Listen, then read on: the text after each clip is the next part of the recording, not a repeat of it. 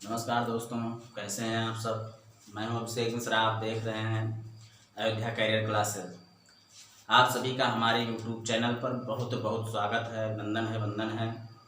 आज हम अपने इस टॉपिक में लेकर आए हैं लघुत्तम समापवर्त तथा महत्तम समापवर्त पर महत्वपूर्ण प्रश्नों की श्रृंखला। इसमें विभिन्न प्रतियोगी परीक्षाओं में पूछे जाने वाले विभिन्न प्रकार के प्रश्नों पर हम चर्चा करेंगे। आइए देखते हैं। लघुत्तम समापवर्त और महत्तम समापवर्त पर आधारित महत्वपूर्ण प्रश्नों की श्रृंखला में पहला प्रश्न बनता है आपका कि दो संख्याओं का गुणनफल दिया गया हो और लासा मासा निकालना हो, ठीक है। या फिर दो संख्याओं का लघुत्तम समापवर्त और महत्तम समापवर्तक दिया गया है, पहली संख्या दी गई है तो दूसरी संख्या निकालनी है। तो फार्मूला क्या होता है, नोट कर लीजिए।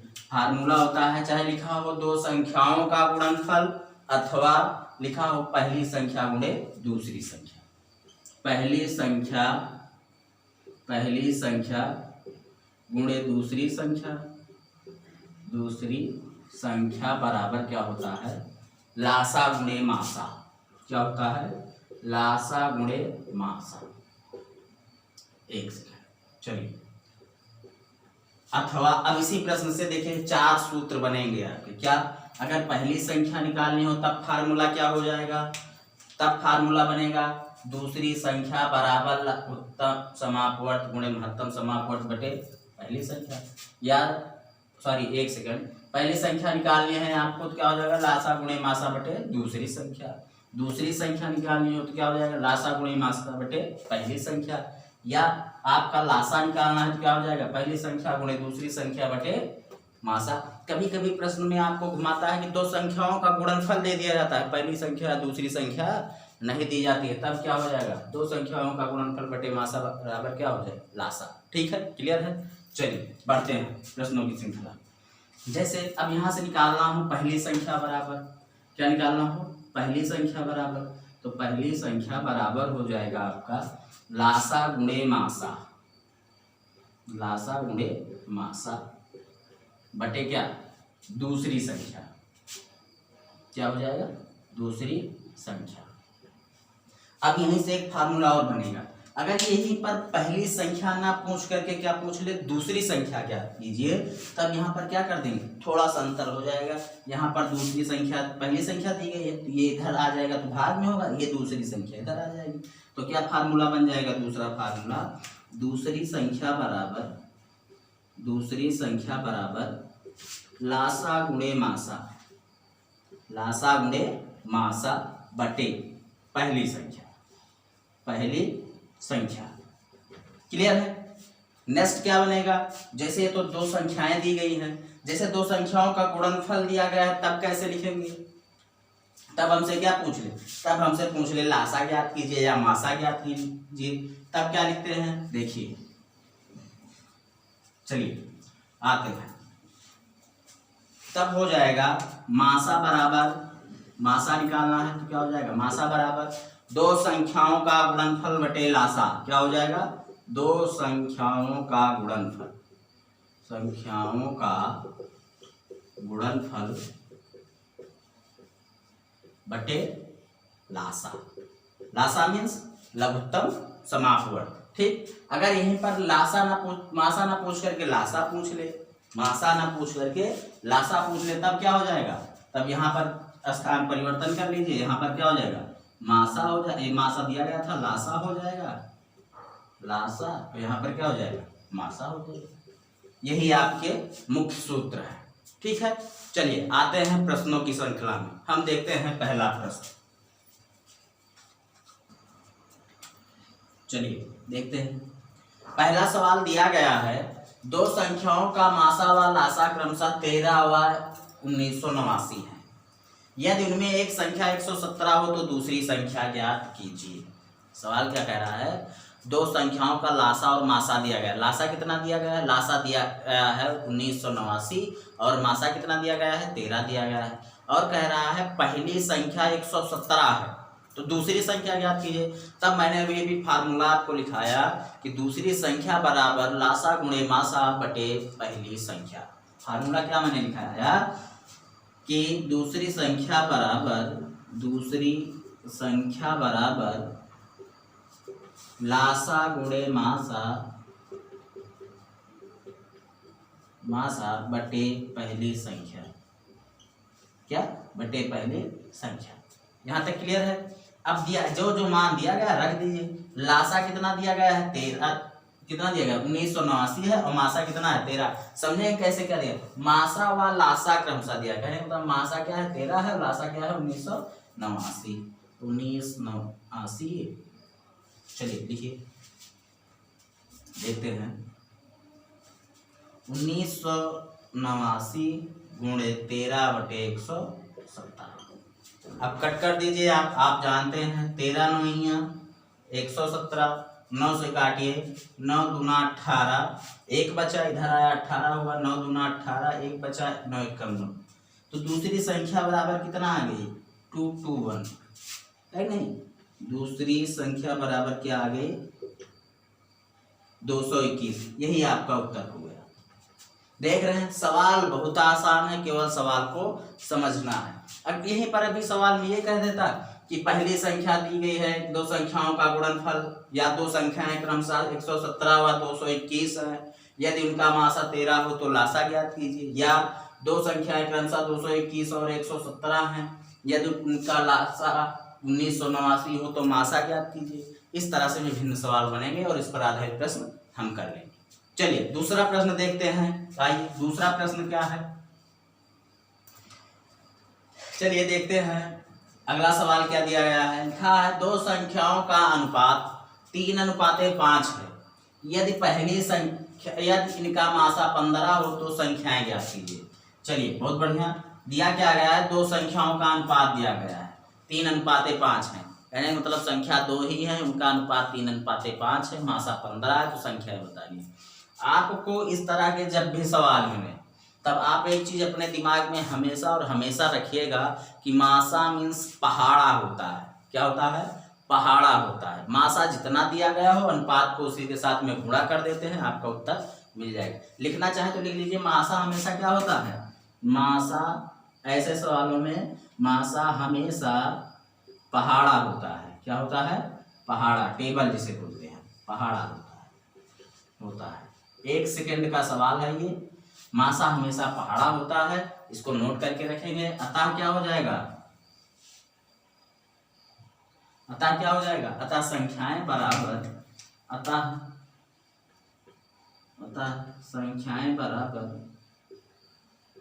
संख्याएं बराबर क्या हो जाएगी? क्या दिया गया? 3 दिया गया है, तो 3 गुणे मासा, 3 गुणे 15 बराबर 15 से 45, और दूसरा क्या है? 5, 5 गुणे 15 हो जाएगा, 15 बचे 75। बस यही आपका उत्तर हो गया। ठीक है? कहने का मतलब पहली संख्या 45 व दूसरी संख्या 75 है। ऐसे सवालों में कुछ करना नहीं होता है, बस इतना ध्यान रखिए। चलिए देखते हैं तीसरा सवाल। चलिए देखते हैं अगला सवाल। अगला सवाल दिया गया है, वह छोटी से छोटी संख्या ज्ञात कीजिए जिसे 12, 15, 21, 36 व 48 से भाग देने पर हर हाल में क्या बचे? 7 शेष बचे। क्या निकालना है? कि वह छोटी से छोटी संख्या ज्ञात कीजिए जिसे 12, 15, 21 व 36 से भाग देने पर 7 शेष बचे। तब निकालना क्या है? हमेशा याद रखना, जब बात छोटी से छोटी संख्या की करे, जहां भी आपको मिल जाए छोटी से छोटी संख्या ज्ञात कीजिए, तब आपको समझ लेना है सवाल कैसे लगाना है। सवाल का एलसीएम निकालना है। क्या निकालना है? एलसीएम निकालना है। और बड़ी से बड़ी संख्या मिले तो क्या निकालना होता है? एचसीएफ। कहने का मतलब मासा निकालना होता है। छोटी से छोटी संख्या में लघुत्तम समापवर्त निकालना होता है। चलिए देखते हैं। सबसे पहले करेंगे क्या? 12, 15, 21 व 36 और 48 का लासा निकाल लेते हैं। चलिए निकालते हैं। 12, 15, 21, 36 व 48, वही भी गुणनखंड वाली करिए।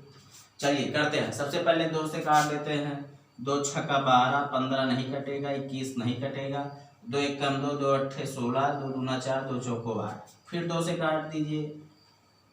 2 तिया 6, 15 नहीं कटेगा, 21 नहीं कटेगा, 2 नवा 18, फिर 2 एकम 2, 2 दूना 4। अब 3 से कट कर दीजिए। 3 से करेंगे 3 एकम 3, 3 पचे 15, 3 सत्ते 21, 3 त्रिका 9, 3 चौका 12, कितना हुआ। ठीक, अब देख रहे हैं संख्याएं वही बची हैं जो क्या होंगी, जो स्वयं के अलावा किसी और संख्या से नहीं कटेगी। तो एलसीएम बराबर हमारा हो जाएगा 2 गुणे 2 गुणे 3 गुणे 5 गुणे 7 गुणे 3 गुणे 4 बराबर। ठीक, इतना समझ में आया। अब चलिए 2 तिया 6, सॉरी 2 दूना 4 तिया 12, 12 पंचे 60, 6 सते 42 हो जाएगा। 42 तिया कितना हो जाएगा 1260, 42 तिया मतलब 420। ठीक है, 420 तिया 1260 और 1260 चौका जब करेंगे कितना आ जाएगा 5040। कितना आ जाएगा 5040। फिर से मल्टीप्लाई कर लीजिए, 2 दूना 4, 4 तिया 12, 12 पंचे 60 और 60 सत्ते 420 के 6 सत्ते 42 कर दीजिए, शून्य कॉमन कर लीजिए, कितना हो जाएगा 420। 420 तिया करेंगे तब 1260 और 1260 चौका करेंगे तो 5040। चलिए देखते हैं एलसीएम कितना आ गया 5040 आ गया। अब कह रहा है कि हमें हर हाल में वह छोटी से छोटी संख्या ज्ञात कीजिए जो 12, 15, 21 व 36 व 48 से भाग देने पर 7 शेष बचे। तब हम देख रहे हैं 12, 15, 21, 36 व 48 से भाग करेंगे तो ये संख्याएं पूरी तरह से क्या हो जाएंगी, कट जाएंगी। कह रहा है लेकिन 7 हर हाल में शेष बचे, तब अभीष्ट संख्या क्या हो जाएगी, इसी 7 को जो ये शेष बचती है, ये जो शेष बचता है इसको उसमें ऐड कर देंगे। तो अभीष्ट संख्या बराबर क्या हो जाएगी, अभीष्ट संख्या बराबर क्या हो जाएगी 5040 प्लस 7 बराबर 5047। यही आपका उत्तर हो जाएगा। ठीक है, समझ में आया। या फिर से समझ लीजिए, करना क्या है 12, 15, 21, 36 व 48 का सबसे पहले हम क्या निकालते हैं, एलसीएम निकालते हैं। एलसीएम निकालने के बाद जो शेष बचता है उसको उसी में ऐड कर देते हैं, आपका उत्तर मिल जाता है। चलिए देखते हैं अगला सवाल। चलिए अगला सवाल दिया गया है कि वह बड़ी से बड़ी संख्या ज्ञात कीजिए जो 24, 32 और 44 से भाग देने पर पूरा पूरा विभाजित कर दे। क्या निकालना है, वह बड़ी से बड़ी संख्या। मैंने अभी भी आपको बताया जब भी बड़ी से बड़ी संख्या पूछे आपको करना क्या होता है, एचसीएफ निकालना होता है। एचसीएफ मतलब मासा निकालना होता है, और छोटी से छोटी संख्या पूछे तो लासा निकालना होता है। सवाल में ध्यान दीजिए, कह रहा है 24, 32 और 44 को पूर्णतया विभाजित कर दे। क्या कर दे, पूरी तरह से विभाजित कर दे। तो इसमें करना कुछ नहीं है, इसमें केवल मासा हमें निकाल लेना है, और जो हमारा मासा आएगा वही हमारा उत्तर होगा। चलिए देखते हैं क्या है, 24 है, 32 है और 44 है। मैंने आपसे बताया था कि मासा जब भी निकालते हैं तो छोटी वाली संख्या को पकड़ लीजिए, मासा ऑटोमेटिक निकल आएगा। 24 का क्या होता है, गुणनखंड 6 चौका 24, 6 गुणे 4 है नहीं, देख रहे हैं। अब हम सबसे पहले देखेंगे 6 से क्या ये पूरी तरह विभाजित होती है, 6 चौका 24 हो जाएगा, लेकिन 32 और 44 नहीं विभाजित होंगे। तो 4 से देखिए, 4 छक्का 24, 4 अट्ठे 32, 11 चौका 44, कहने मतलब 4 से दी हुई संपूर्ण संख्याएं क्या हो जा रही हैं, पूरी तरह से विभाजित हो जा रही हैं। अर्थात वह संख्या क्या हो जाएगी, मासा बराबर 4, या वह संख्या बराबर बड़ी से बड़ी संख्या क्या हो जाएगी 4 होगी जो पूर्णतया विभाजित करेगी। अथवा आप दूसरी विधि से भी देख लीजिए, दूसरी विधि क्या है, आप क्या क्या दिया गया 24, 32, 44 दोनों का एचसीएफ निकाल लीजिए। 24 को लिखेंगे क्या, 4 छक्का 24, 32 को 4 अट्ठे 32 है नहीं, और 44 को क्या लिखें 4 गुणे 11 है नहीं। देख रहे हैं 4 4 दोनों में क्या है, कॉमन है। अब आपके दिमाग में आएगा 6 को भी तोड़ सकते हैं, सॉरी ये यहाँ 32 नहीं होगा भाई, 8 होगा। 6 को भी तोड़ सकते हैं, 8 को भी तोड़ सकते हैं, है नहीं। 6 को अगर तोड़ेंगे किसमें तोड़ेंगे, 2 गुणे 3 कर सकते हैं अधिकतम, और 8 को क्या लिख सकते हैं 2 गुणे 2 गुणे 2, 2 गुणे 2 गुणे 2। तो देख रहे हैं 2 ही में कॉमन दिख रहा है, तीसरे में नहीं कॉमन दिख रहा है। अर्थात जो फैक्टर तीनों में कॉमन होगा वही हमारा एचसीएफ होगा। यहाँ से भी हमारा उत्तर क्या निकल रहा है 4, अर्थात वह बड़ी से बड़ी संख्या क्या होगी 4 होगी। यही आपका उत्तर होगा। चलिए देखते हैं नेक्स्ट टाइप का सवाल कैसा पूछा जाता है, इसी में संख्या सवाल इस तरह से पूछ लिया जाएगा कि वह बड़ी से बड़ी संख्या ज्ञात कीजिए जो इन संख्याओं को पूरा पूरा विभाजित न करके कुछ ना कुछ शेष बचा दे। क्या हो जाए, कुछ ना कुछ शेष बचे। चलिए आते हैं, देखते हैं उस टाइप के सवाल। चलिए देखते हैं अगला सवाल। अगला सवाल क्या है, वह बड़ी से बड़ी संख्या ज्ञात कीजिए जिसमें 39 और 84 से भाग देने पर प्रत्येक दशा में 3 शेष बचे। सवाल वही है, मैंने बताया था जब भी बड़ी से बड़ी संख्या कहे तो क्या निकालना है, HCF निकालना है। फिर क्या कह रहा है, जिसमें 39 व 84 से भाग देने पर प्रत्येक दशा में 3 शेष बचे। 3 शेष बचने की बात कर रहा है। तो हम क्या करते हैं, HCF निकालने से पहले संख्याओं से 3 को क्या कर लेते हैं, घटा लेते हैं, उसके बाद में हम उसका HCF निकाल लेते हैं, मतलब मासा निकाल लेते हैं। तो जैसे ही मासा निकालते हैं हमारा उत्तर मिल जाता है। तो देखिए क्या करेंगे, सबसे पहले अकॉर्डिंग टू प्रश्न संख्या क्या क्या दी गई है, संख्याएं दी गई हैं आपकी 39 दी गई है और दूसरी संख्या क्या दी गई है 84। शेष कितना बच रहा है, 3 दोनों में से घटा देते हैं। 39 में से 3 घटाएंगे तो 36 मिलेगा, 84 में से 3 घटाएंगे तो 81 मिलेगा। ठीक है, यहाँ तक क्लियर हुआ। 2 संख्याएं मिल गई 36 व 84। कहने का मतलब 36 व 84 ऐसी संख्याएं हैं जिनको वह बड़ी से बड़ी, अब सवाल आपका सीधा हुआ, वह बड़ी से बड़ी संख्या ज्ञात कीजिए जो 36 व 81 को प्रत्येक दशा में पूर्णतः विभाजित करती हो। सवाल एकदम सीधा हो गया। और इस तरह के सवाल में करते क्या है, HCF निकालते हैं। तो HCF बराबर क्या हो जाएगा, 36 व 81 का। 36 को लिख क्या सकते हैं, 36 को लिखेंगे 9 चौका 36 और 81 को लिखेंगे 9 गुणे 9, 9 9 81। HCF बराबर हमारा हो जाएगा, देखिए 9 दोनों में कॉमन दिख रहा है नहीं, HCF क्या है, 9 दोनों में कॉमन दिख रहा है, इसलिए हमारा HCF क्या आ गया 9। कहने का मतलब 9 वह बड़ी से बड़ी संख्या है जिससे 39 और 84 में भाग देने पर प्रत्येक दशा में 3 शेष बचेगा। भाग देके देख लीजिए, 9 चौका 36, 36 3 39, कहने का मतलब 3 शेष बच जाएगा। 9 9 81, 81 3 84, 3 शेष बच रहा है ना, कहने का मतलब आपका सवाल सही। चलिए देखते हैं दूसरा टॉपिक कैसा है या दूसरा सवाल किस तरह से लगता है। चलिए भैया आगे देखते हैं। अगला सवाल क्या कह रहा है, वह न्यूनतम पूर्ण वर्ग संख्या ज्ञात कीजिए जो 12, 15 तथा 25 से पूर्णतया विभक्त हो। ध्यान दीजिएगा, इस सवाल में एक चीज और दिया गया है। क्या दिया गया है, पूर्ण वर्ग संख्या ज्ञात कीजिए। बच्चे गलती यहाँ कर देते हैं, न्यूनतम संख्या पढ़ा तो न्यूनतम मीन्स क्या होता है, लासा होता है, और लासा हमेशा निकाल करके वो छोड़ देते हैं। और ऑप्शन में आपको मिलेगा क्या, ऑप्शन में ऐसा भी दिया गया होगा कि आपका उत्तर जो है गलत हो जाए। तो इसमें करना क्या है, विशेष ध्यान रखेंगे। संख्या में क्या दिया गया है, पूर्ण वर्ग संख्या ज्ञात करना है। कैसी संख्या, पूर्ण वर्ग संख्या। और न्यूनतम लिखा है तो आप जानते हैं लासा निकालेंगे। तो लासा बराबर हो क्या जाएगा इसका, 12, 15 व 25 का लासा क्या हो जाएगा, चाहे गुणनखंड भी इससे निकालिए या सीधे सीधे काट दीजिए। सीधे सीधे काटेंगे तो क्या हो जाएगा, जैसे 12 है तो 3 चौका 12 होता है, कहने मतलब 2 गुणे 2 गुणे 3 हो गया। 15 का क्या होगा, 3 पचे 15 क्या होता है, 3 पचे 15, 3 यहाँ ऑलरेडी दिया गया है, 5 मैंने लिख लिया। 25 क्या होता है, 5 हम 25, 5 यहाँ दिया गया, एक 5 और लिख लीजिए, आपका एलसीएम हो गया। आपका एलसीएम आएगा क्या, 2 दूना 4, 3 12 पंचे 60 और 6 पंचे 30, कहने मतलब आपका एलसीएम आया क्या, 300 आ गया। लेकिन यह उत्तर आपका नहीं हुआ। अगर आप इसको उत्तर कर देते हैं तो ये सवाल आपका क्या हो जाएगा, गलत हो जाएगा। रीजन क्या होगा गलत हो जाएगा, क्योंकि सवाल में कह रहा है पूर्ण वर्ग संख्या निकालिए। क्या निकालिए, पूर्ण वर्ग संख्या निकालिए। तो पूर्ण वर्ग संख्या निकालेंगे कैसे, तो अतः लिखेंगे पूर्ण वर्ग संख्या के लिए क्या लिखा जाएगा, अतः पूर्ण वर्ग संख्या के लिए क्या लिखेंगे, पूर्ण वर्ग संख्या बराबर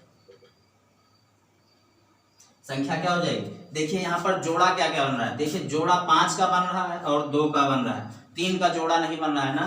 तो कहने का मतलब 3 का जोड़ा बनाएंगे। पूर्ण वर्ग संख्या बराबर निकालने से पहले क्या लिखेंगे, एक लाइन और लिख लीजिए, लिख लीजिए यहाँ पर लिखें क्या, 3 का जोड़ा बनाने पर, 3 का जोड़ा बनाने पर 3 का जोड़ा बनाएंगे तो क्या हो जाएगा, 2 गुणे 2 गुणे 3, एक 3 हमने अपनी तरफ से जोड़ा, फिर 5 गुणे 5 यहाँ दिया ही गया था, 5 गुणे 5। अब संख्याएं क्या हो गई, देखिए सबका जोड़ा बन रहा है, 2 का जोड़ा भी है, 3 का जोड़ा भी है, 5 का भी जोड़ा है नहीं? 2 का जोड़ा, 3 का जोड़ा, 5 का। अब क्या हो जाएगा? तो 2 दूना 4 3 12 पंचे 60 और 6 पंचे 30 है नहीं? फिर से देखिए, 2 दूना 4 3 12 12 3 36 होता है भाई। 36 पंचे 300 300 सॉरी एक सेकंड क्या है, 55 25 तिया 75 75 तिया 200 36 पंचे 180 180 पंचे 900, क्या हो जाएगा? 900।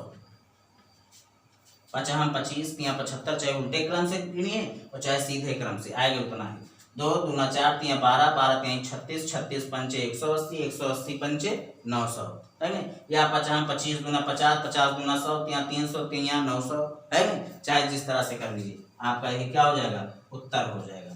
नोट कर लीजिए। चलिए चलते हैं नेक्स्ट प्रश्न पर। चलिए देखते हैं अगला सवाल क्या है। अगला सवाल दिया गया है 4 अंकों की बड़ी से बड़ी संख्या ज्ञात कीजिए जो 12 15 18 व 27 से पूर्णतया विभक्त हो। इस सवाल को थोड़ा ध्यान से समझना, नहीं तो मैंने बताया बड़ी से बड़ी संख्या जैसे देखना तो HCF निकाल देना। मैंने बताया बड़ी से बड़ी संख्या जहां मिले HCF निकाल दीजिए। लेकिन एक चीज और ध्यान दीजिएगा, सवाल कह रहा है 4 अंकों की बड़ी से बड़ी संख्या ज्ञात कीजिए जो 12 15 18 व 27 से पूर्णतया विभक्त हो। तो इसमें करना क्या है, सबसे पहले हम क्या निकालेंगे? 12 15 18 व 27 का क्या निकालेंगे? लासा निकालेंगे। चलिए निकालते हैं। क्या हो जाएगा? 12 15 18 कामा 27 का लासा। क्या निकालेंगे? का लासा। देखिए लासा बराबर क्या हो जाएगा? लासा बराबर 12 का गुणनखंड क्या होगा? 2 दूना 4 तिया 12 15 का 3 पचे 15, तो 3 यहाँ ऑलरेडी दिया गया है, 5 गुणा कर दीजिए। 18 का क्या होता है? 6 तिरिक 18 और 2 तिया 6 तिरिक 18 हो गया। ठीक है, चलिए आगे बढ़ते हैं। 27 है, 3 9 27 होता है, 3 9 तो 1 3 यहाँ 3 तिरिक 9 तिरिक 27। चलिए सभी संख्याएं कट रही हैं। अब इसका लासा देखिए आएगा कितना। लासा बराबर क्या हो जाएगा? लासा हो जाएगा 2 दूना 4 तिया 12 12 पंचे 60 और 6 तिरिक 18 18 3 54 540 हो जाएगा। कितना हो जाएगा? 540 लासा आया हमारा। लासा जैसे ही 540 हमारा हुआ, देख लीजिए फिर से 2 दूना 4 तिया 12 पंचे 60 6 तिरिक 18 3 54 540 है। अब हम करेंगे क्या? 4 अंकों की बड़ी से बड़ी संख्या होती क्या है? 9999। तो 9999 को 540 से भाग करेंगे। आइए देखते हैं 4 अंकों की बड़ी से बड़ी संख्या। 4 अंकों की बड़ी से बड़ी संख्या बराबर क्या हो जाए? 9999। यहाँ तक क्लियर है? अब मैंने बताया कि 9999 को 540 से भाग कर देते हैं। चलिए भाग कर दीजिए। 9999 को भाग करेंगे तो सबसे पहले कितनी बार जाएगा? एक बार जाएगा। 540 लिखिए, सब्ट्रैक्ट कीजिए। यहाँ क्या आ जाएगा? 9 आया है नहीं? यहाँ 9 में से 4 गया, 5 बचा। यहाँ 9 में से 5 गया, क्या बचेगा? 4 बचेगा। अब 1 9 ये बच रहा है, इसको भी लिख लेते हैं। इतना हुआ 45 हो गया। अब कितनी बार जाएगा? 9 पचे 45, 8 बार जाएगा। 8 शून्य 0 8 चौको 32 और 8 पंचे 40 40 3 43। चलिए 9 यहाँ क्या बचेगा? 9 में से 2 गया 7 और 5 में से 3 गया 2।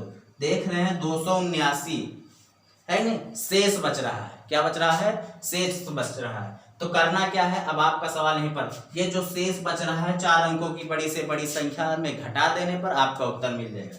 अतः अभीष्ट संख्या बराबर क्या हो जाएगी? अतः अभीष्ट संख्या बराबर 9999 माइनस 279। घटाएंगे तो मिलेगा क्या? 9 में से 9 गया 0, 9 में से 7 गया 2, 9 में से 2 गया 7 9। कहने का मतलब 9720। कहने का मतलब क्या? 9720। यही आपका उत्तर हो जाएगा। यही आपका उत्तर हो जाएगा। चलिए देखते हैं नेक्स्ट सवाल। चलिए देखते हैं अगला सवाल। अगला सवाल दिया गया है 3 चौराहों पर सूचक बत्तियां क्रमशः 30 सेकंड 40 सेकंड व 60 सेकंड पर बदलती हैं। यदि वे एक साथ 9:20 पर बदलती हैं तो बताइए कितने समय बाद वो तीनों एक साथ में बदलेंगी। ठीक है, सवाल क्या कह रहा है, 3 चौराहों पर सूचक वृत्तियां क्रमशः 30 सेकंड, 40 सेकंड व 60 सेकंड के बाद बदलती हैं। यदि वे एक साथ क्रमशः 9:20 बजे बदलती हैं तो फिर वे एक साथ कितने बजे बदलेंगी। तो एक बात हमेशा याद रखना, घंटियों में, धावकों वाले प्रश्नों में और बत्तियों में हमेशा और हमेशा क्या निकलता है, लासा निकलता है। तो इसमें भी लासा निकाल लेंगे किसका, 30, 40 व 60 सेकंड का। 30 सेकंड, 40 सेकंड व 60 सेकंड का लासा, व 60 सेकंड का लासा। सेकंड का लासा जब लेंगे तो लासा क्या हो जाएगा, देखिए लासा बराबर 30, 40, 60 दिया गया है। तो मैंने बताया था बड़ी से बड़ी संख्या पकड़ लीजिए, 60 है। 60 का देखिए 30 से कट जाएगा लेकिन 40 से नहीं कटेगा, तो 60 का क्या करेंगे, दूना कर देंगे। और जैसे ही दूना करते हैं, दूना क्या हो जाएगा, 120 सेकेंड। क्या होगा 60 का दूना 120। देखिए 30 से भी कट जाएगा, 40 से भी, 60 से भी। कहने का मतलब लासा कितना हो जाएगा, 120 सेकेंड। और 120 सेकेंड बराबर क्या होता है, 2 मिनट। 120 सेकेंड बराबर क्या, 2 मिनट। कहने का मतलब अगर पहली बार वो 9:20 पर बदली हैं तो 2 मिनट बाद फिर से बदलेंगी, है नहीं। पहली बार 9:20 पर बदली हैं तो दूसरी बार कितने बजे, 2 मिनट बाद। कहने का मतलब टाइम बराबर क्या हो जाएगा, समय बराबर बदलने का समय क्या हो जाएगा, +2। 9:20 + 2 कर दीजिए तो कहने का मतलब 9:22 पर। कितने बजे, 9:22 वो एक साथ में फिर बदलेंगे। ठीक, सवाल समझ में आया। आज के लिए बस इतना ही, हम कल फिर मिलेंगे नए टॉपिक के साथ में। तब तक के लिए नमस्कार। अगर आपको हमारा वीडियो समझ में आया हो, अच्छा लगा हो, पसंद आया हो तो हमारे YouTube चैनल को ज़्यादा से ज़्यादा लाइक कीजिए, सब्सक्राइब कीजिए, कमेंट कीजिए। तब तक के लिए नमस्कार।